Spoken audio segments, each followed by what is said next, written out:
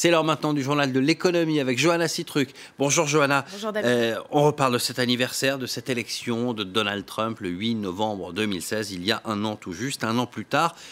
Comment se porte l'économie américaine? Eh bien, écoutez, elle se porte plutôt bien. Au troisième trimestre, la croissance sur un an a atteint 3%. En octobre, le taux de chômage est tombé à 4,1%, son niveau le plus bas depuis près de 17 ans. Est-ce vraiment grâce à Donald Trump? Pour beaucoup d'économistes, la réponse est non. C'est plutôt l'héritage des années Obama. En revanche, une chose est sûre, depuis son élection, les cours des marchés américains ont explosé. Regardez.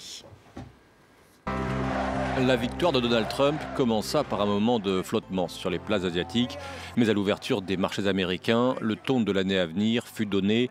Le Dow Jones allait battre record sur record, une hausse qui avoisine les 30% en un an. Même hausse pour l'indice des nouvelles technologies, le Nasdaq.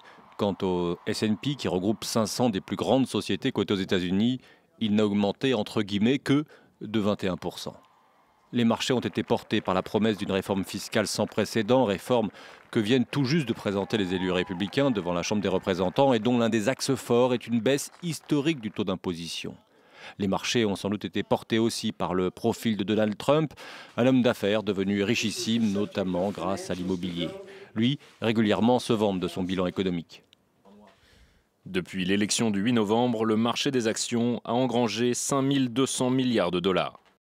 Les investisseurs qui aiment, c'est connu, la mondialisation ont préféré ignorer les mesures protectionnistes défendues dans le même temps par le président américain et les critiques émanant des patrons de la Silicon Valley semblent ne pas avoir pesé dans la balance. En fait, c'est comme si Wall Street était toujours depuis un an dans l'attente, dans l'espoir que le meilleur est à venir, à commencer par la réforme fiscale. Et Johanna, on l'a entendu dans ce sujet, les investisseurs doutent de plus en plus de la capacité de Donald Trump à tenir ses promesses économiques, notamment sa fameuse réforme fiscale. Et plus le temps passe et plus le projet semble changer de sa version initiale, notamment en ce qui concerne la mesure majeure de cette réforme, qui est la baisse de l'impôt sur les sociétés, afin de rendre les entreprises américaines plus compétitives sur la scène internationale.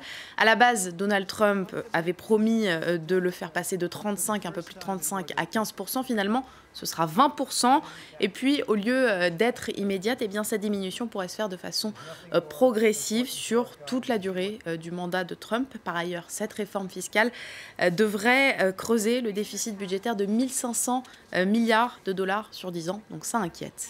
En tout cas, si Donald Trump n'arrive pas à tenir ses engagements fiscaux, il a en revanche rapidement mis en œuvre sa promesse de faire passer l'Amérique d'abord, America First. Oui, c'était son slogan de campagne, on s'en souvient. Et dès le début, dès son élection, il y reste fidèle. Il s'en prend à tout ce qui pénalise les travailleurs américains. Il commence avec les constructeurs automobiles qu'il menace de surtaxer, comme dans ce tweet à l'écran. Car au lieu de produire leurs véhicules aux États-Unis et donc de faire travailler des Américains, ils le font à l'étranger et notamment au Mexique pour pouvoir payer moins cher. Finalement, les menaces fonctionnent. Certains constructeurs revoient leurs projets. Alors cette première année de Donald Trump, elle est aussi marquée par des mesures protectionnistes. Et il s'est d'abord attaqué à l'ALENA, cet accord de libre-échange nord-américain. Et pour lui, ce traité qui est en vigueur depuis 1994 est un désastre pour l'économie américaine.